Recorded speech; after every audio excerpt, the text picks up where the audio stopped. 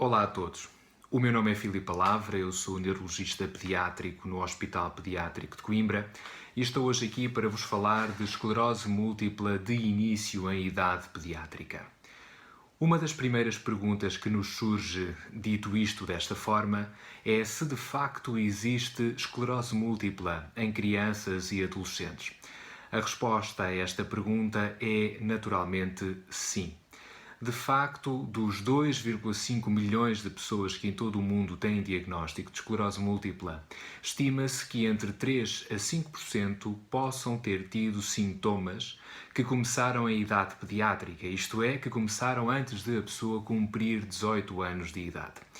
Este é o número que os estudos mais conservadores apresentam, mas de facto existem outros estudos que sugerem que até 10% das pessoas com diagnóstico de esclerose múltipla podem de facto iniciá-la antes de cumprirem os 18 anos de idade. Isto significa que 1 em cada 10 indivíduos pode ter sintomas que surgiram durante a infância ou durante a adolescência.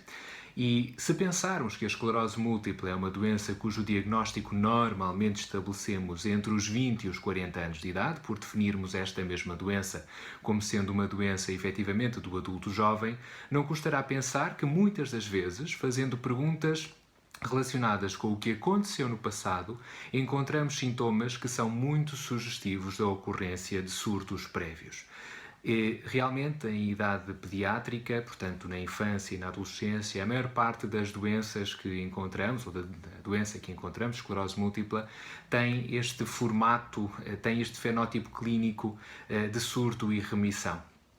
É uma doença que cursa então com agudizações, sendo que essas mesmas agudizações definem o aparecimento de novos sinais e sintomas neurológicos que sugerem então a ocorrência de desmielinização no sistema nervoso central e que melhoram, que remitem, e daí definirmos este mesmo fenótipo de formas que evoluem em surtos e remissões. Não quer isto dizer que, quando a doença começa numa fase tão precoce da vida, não possa depois, mais tarde, vir a desenvolver-se um fenótipo secundariamente progressivo. De facto, isso pode acontecer e os estudos epidemiológicos sugerem que, se a doença começa mais cedo na vida, em crianças e em adolescentes, é também provável que esses mesmos sintomas possam surgir, de progressão secundária, possam surgir mais cedo na vida.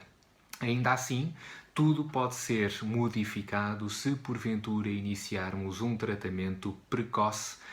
após o diagnóstico, que deve ser também precoce desta mesma entidade clínica. E, portanto, isto levanta-nos aqui algumas questões relacionadas sobre o diagnóstico, relacionadas com o diagnóstico desta mesma doença. Quando é que nós, numa criança ou num adolescente, poderemos eventualmente pensar num diagnóstico de esclerose múltipla? Bem, as formas de apresentação desta mesma doença são relativamente semelhantes àquilo que acontece no adulto. No entanto, na criança e no adolescente, há sempre que considerar alguns ses, alguns aspectos muito particulares desta mesma idade que podem obrigar o médico, e que obrigam efetivamente o médico, a considerar outras hipóteses de diagnóstico antes de confirmar a eventual suspeita e de corroborar o eventual diagnóstico de uma esclerose múltipla. De facto, os critérios que nós utilizamos para, em crianças e em adolescentes, fazermos o diagnóstico de esclerose múltipla são basicamente os mesmos que estão aprovados e que utilizamos para os indivíduos adultos. No entanto, existem adicionalmente uns outros critérios, os critérios do Grupo de Estudos Internacional para a Esclerose Múltipla de Início e Idade Pediátrica, que nos colocam algumas pequenas reflexões obrigatórias que devemos fazer antes de confirmar esse mesmo diagnóstico. Em crianças e em adolescentes é relativamente frequente nós termos outro tipo de doenças desmielinizantes do sistema nervoso central que fazem diagnóstico diferencial com a esclerose múltipla e, portanto, devemos ter isso pensado antes de assumir como mais provável o diagnóstico de uma esclerose múltipla. Uma dessas mesmas doenças é a encefalomielite aguda disseminada, que nós vulgarmente conhecemos e designamos por ADEM. Nestas circunstâncias, nós encontramos lesões desmielinizantes do sistema nervoso central com características um bocadinho diferentes daquilo que é mais sugestivo de lesões de natureza desmielinizante atribuíveis à esclerose múltipla, mas em que a criança passa por um estado encefalopático. O que é que isto quer dizer? Quer dizer que há um compromisso de estado de consciência. Uma criança que está sonolenta, dificilmente despertável ou até mesmo obnubilada e, portanto, uma criança com uma perturbação do estado de consciência óbvia que pode ter tido previamente um síndrome febril, febre, ou que pode ter tido, portanto, uma infecção, sendo que é no pós-infecção, portanto, é no período pós-infeccioso ou, eventualmente, durante o próprio período de infecção, como para-infeccioso, que surgem estes sintomas e que obrigam, então, à exclusão deste mesmo diagnóstico diferencial. Existem outras doenças que em idade pediátrica se podem confundir facilmente com a esclerose múltipla e daí que o fator idade aqui não seja um fator ao qual não devamos atender. Aliás, os próprios critérios internacionais referem que é necessário ter algum cuidado, particularmente em crianças com menos de 12 anos de idade, em afirmar categoricamente o diagnóstico de uma esclerose múltipla sem antes excluirmos algumas outras coisas. E para além da ADEM,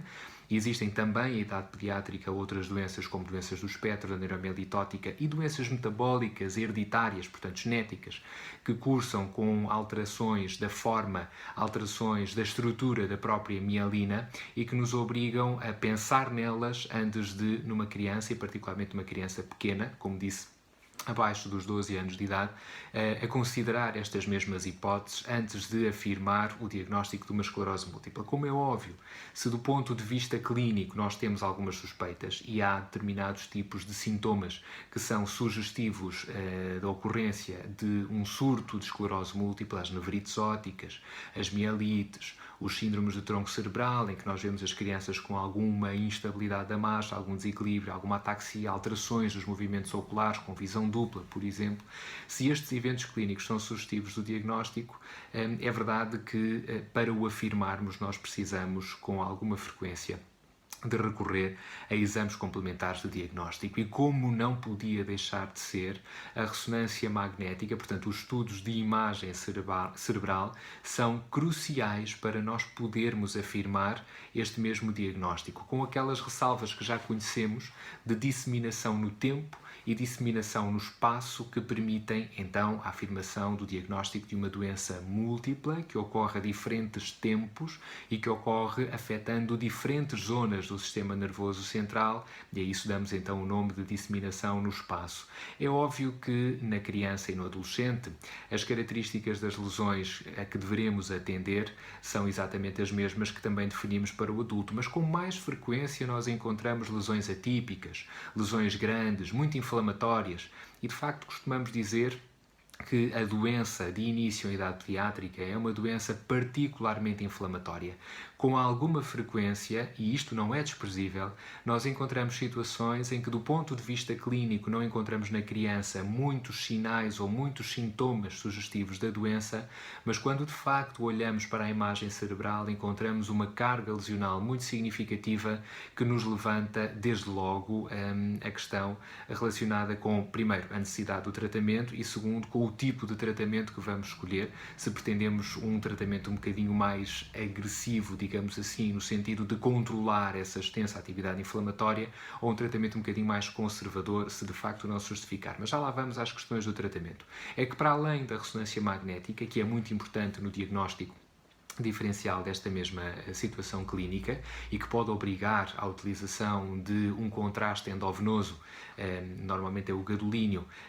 que se administra então, como disse, por via endovenosa, no sentido de permitir verificar se as lesões que se identificam no cérebro têm ou não idades diferentes. As lesões que realçam com gadolínio serão, portanto, lesões de aparecimento mais recente, que se encontram ativas, e isso é importante para afirmarmos a tal disseminação no tempo. É verdade que, para além da ressonância, nós podemos ter, eventualmente, que recorrer a outro tipo de exames complementares de diagnóstico. E talvez aquele de que as crianças menos gostem e de que as famílias também menos gostem é a punção lombar. A punção lombar consiste, então, na introdução de uma agulha no espaço entre duas vértebras para colhermos um bocadinho de líquido cerebroespinhal para análise. E quando digo para análise, há determinados aspectos que nós valorizamos, nomeadamente a presença das chamadas bandas oligoclonais, que, se estiverem presentes, sugerem de facto a existência de uma doença inflamatória com produção de anticorpos no interior, digamos assim, do espaço intratecal, o que é altamente sugestivo do diagnóstico de uma doença como a esclerose múltipla. E se mesmo na ressonância nós não tivermos a oportunidade de afirmar disseminação no tempo, a detecção destas mesmas bandas oligoclonais pode ajudar-nos a afirmar este mesmo critério. Daí que a punção lombar pode ser um exame complementar de diagnóstico muito importante. Mais do que isso, se nós atentarmos bem nos critérios de diagnóstico de esclerose múltipla, há sempre uma linha final que diz assim: não haver uma melhor explicação para os sinais e sintomas que, neste caso, a criança e o adolescente apresentam. Portanto, a punção lombar ajuda-nos também nisto, na exclusão de outras entidades clínicas que possam fazer diagnóstico diferencial com a esclerose múltipla, isto é, que se possam confundir com ela e que obriguem o médico a pensar e a excluir essa possibilidade antes de assumir então definitivamente o diagnóstico de esclerose múltipla. Algumas vezes, embora isto não seja uma questão absolutamente obrigatória no âmbito dos critérios de diagnóstico, podemos ter que recorrer a outro tipo de exames complementares, como sejam, por exemplo, os potenciais evocados, em particular os potenciais evocados visuais. Se porventura houver uma noção de, no passado, ter havido um episódio clínico caracterizado por alterações da visão e nós ficamos na dúvida se houve ou não houve eventualmente uma nevrite óptica no passado, um síndrome clínico que é, portanto, bastante sugestivo da ocorrência de um surto de esclerose múltipla, os potenciais evocados visuais são um estudo neurofisiológico que nos permite documentar se existe ou não existe uma alteração na velocidade de condução, digamos assim, do impulso nervoso no nervo óptico, e se existir, isso pode nos ajudar a demonstrar, ou ter pelo menos uma noção de que se houve ou não desmielinização do nervo óptico no passado. E, portanto, pode ser uma informação clínica que nos ajude também a juntar as peças do puzzle, porque, no fundo, o diagnóstico de uma esclerose múltipla é como se nós estivéssemos a montar um puzzle. É uma doença complexa, uma doença que resulta, em termos causais, de algo que desconhecemos e, portanto, no dia em que nós soubermos qual é a causa desta doença, acredito que estaremos um passo mais próximo da cura, mas, de facto, não sabemos ainda qual é a causa. Mas é verdade que existem documentados alguns fatores genéticos que podem suscetibilizar para um diagnóstico com estas características e será provavelmente da interação desses mesmos fatores genéticos com elementos do meio ambiente, dos quais se tem vindo a falar, nomeadamente a vitamina D, o vírus Epstein-Barr, o fumo do tabaco, o consumo de gorduras, enfim, há um conjunto de elementos ditos ambientais que, interagindo com esses mesmos fatores genéticos de suscetibilidade, podem levar a um aumento do risco para o diagnóstico de uma doença com estas características. Mas, se é uma doença complexa, isto é, uma doença que resulta desta mesma interação, deste cluster de genes de suscetibilidade com elementos do ambiente que podem ser os mais variados, significa que nós, de facto, não conhecemos qual é a solução desta mesma equação, não sabemos qual é a causa e, portanto, nesse sentido, quando os pais nos perguntam mas porquê o meu filho, porquê eu, a nossa resposta é invariavelmente a mesma. No dia em que nós soubermos responder a essa pergunta, quiçá estejamos um passo mais próximo da cura. Mas se é verdade que não temos cura, há um aspecto fundamental que devemos considerar. Esta é uma doença crónica, uma doença que, como disse, não tem cura, mas com a qual é possível conviver tratando-se de uma forma eficaz com medicamentos que servem para reduzir a probabilidade de ocorrência de surtos e para reduzir a probabilidade de que haja algum tipo de acumulação da incapacidade à medida que o tempo vai passando na vida destas pessoas. É óbvio que quando equacionamos o tratamento à idade pediátrica há imensas variáveis que aparecem em cima da mesa e que temos que discutir com as famílias no sentido de encontrar aquele que será o melhor medicamento para aquela criança ou aquele adolescente naquele momento. E se há esta noção de que é naquele momento, significa que muitas das vezes as opções que fazemos, como primeiros medicamentos, digamos assim, no tratamento desta doença, não têm que ser as opções para a vida. Conforme vamos avaliando a progressão desta doença, conforme vamos vendo a ocorrência ou não de surtos, assim vamos equacionando a possibilidade de mudar ou não a nossa estratégia de tratamento. Agora, é verdade que o aconselhamento às crianças e aos adolescentes e às famílias de crianças e adolescentes com diagnóstico de esclerose múltipla é um bocadinho mais complexo do que aquilo que existe no adulto, ou de que a informação que nós, de certa forma, cedemos ao adulto, precisamente porque a quantidade de estudos que foram feitos nesta população em particular não é exatamente a mesma que está disponível para a população adulta. E desde logo há aqui um aspecto crucial que é preciso ter em mente. A criança não é um adulto em miniatura e, portanto, há imensos aspectos do que diz respeito à sua realidade biopsicossocial, e nós costumamos utilizar este termo explicando precisamente aos pais o que é que isto significa. Portanto, há muitos aspectos do crescimento da própria criança, do seu desenvolvimento cognitivo e físico, daquilo que é a sua vivência e da sua atividade escolar, das brincadeiras que vai ter que ter com os pares, que pode eventualmente limitar a escolha do medicamento A do medicamento B, e pode interferir efetivamente na nossa tomada de decisão. Decisão esta que é naturalmente partilhada com o adolescente, com a criança e com a família. Se é verdade que nós temos muita experiência com um determinado tipo de medicamentos, como sejam, por exemplo, os medicamentos injetáveis, que já existem no nosso mercado há muitos anos, essa mesma experiência é importante para nós tranquilizarmos muitas das vezes as famílias relativamente à eficácia que já conhecemos e relativamente à segurança que também conhecemos bem desse tipo de medicação, fruto dos anos de experiência que vamos tendo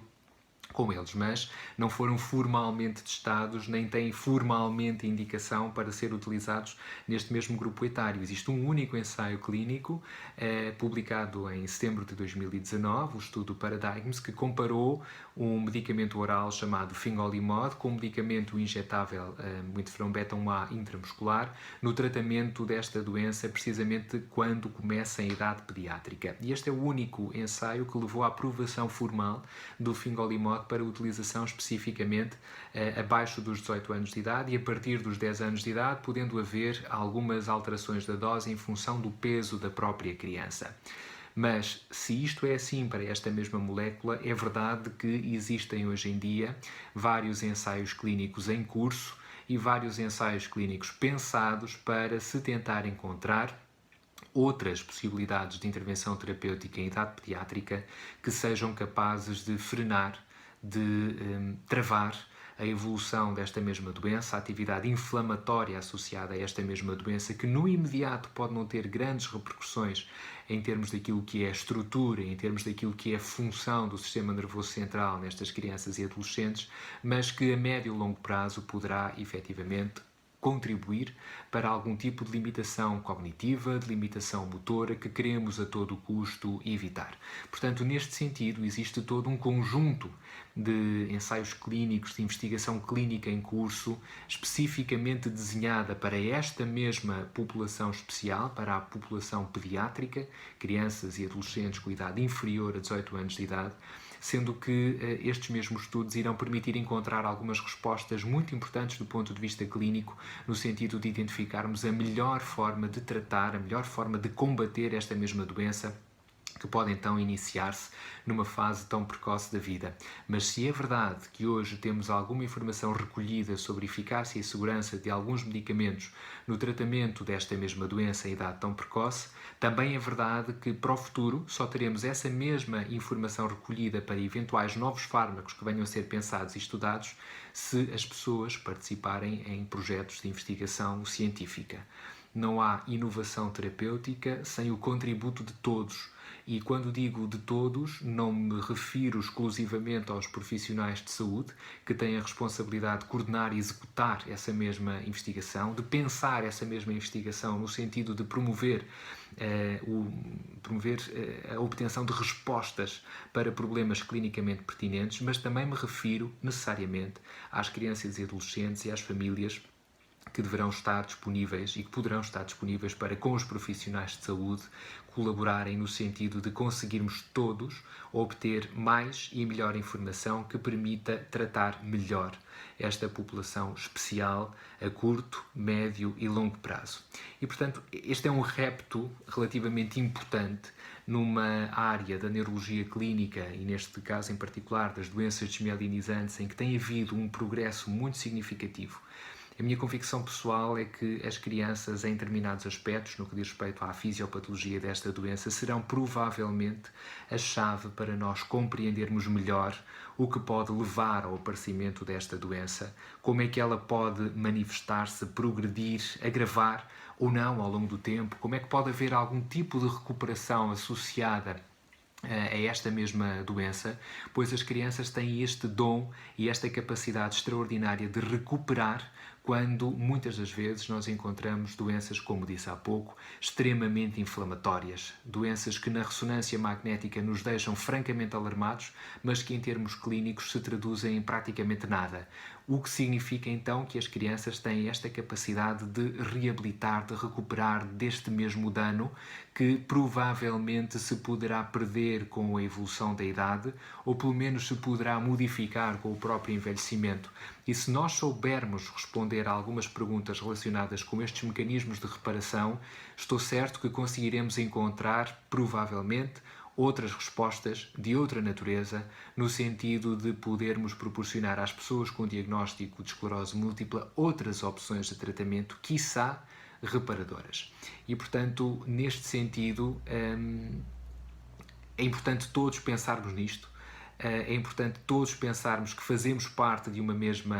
equipa, os profissionais de saúde não estão sozinhos, os doentes e as famílias não estão naturalmente sozinhos e todos em conjunto poderemos contribuir para o avanço da ciência. E é verdade que em Portugal nós conseguimos realmente fazer trabalho de muita qualidade, de nível mundial, e não tínhamos aquela convicção, em Portugal é só isto, em Portugal não há todas as opções que existem no mundo inteiro. Estamos ao nível do que de melhor se faz em todo o mundo e à custa do trabalho de todos, mas também, necessariamente, à custa da participação, da boa vontade e da disponibilidade das famílias e das crianças e adolescentes que connosco partilham esta mesma aventura da investigação clínica, da investigação científica. Por isso, creio que o repto final vai no sentido de, pelo menos, pensarmos nisto. De, pelo menos, pensarmos que, primeiro, a doença existe em idade pediátrica. Segundo, existem imensos aspectos para as crianças e para os adolescentes que não estão ainda respondidos à luz do conhecimento atual, seja no que diz respeito à origem da doença, à forma como progride e, acima de tudo, existem algumas necessidades em termos de tratamento que não estão ainda francamente supridas. E, nesse sentido, deveremos continuar a trabalhar em conjunto para conseguirmos controlar o melhor possível o aparecimento deste tipo de doenças e, uma vez aparecendo na vida das famílias, conseguirmos, de certa forma, fazer com que elas tenham o menor impacto possível na qualidade de vida destas crianças e destes adolescentes. Quando alguém nos pergunta, então, mas e agora como é que vai ser o meu futuro? A nossa resposta é quase sempre a mesma. O que nós pretendemos é que estas crianças e estes adolescentes façam uma vida perfeitamente normal. Que o diagnóstico de esclerose múltipla, apesar de conhecido, esteja como que adormecido. Nem sempre é fácil, mas pelo menos haverá da nossa parte toda a disponibilidade para, em conjunto com as famílias, porque isto não se consegue sozinho, tentarmos controlar, silenciar e mudar a cara a este tipo de doenças com o passar do tempo. Muito obrigado pela vossa atenção.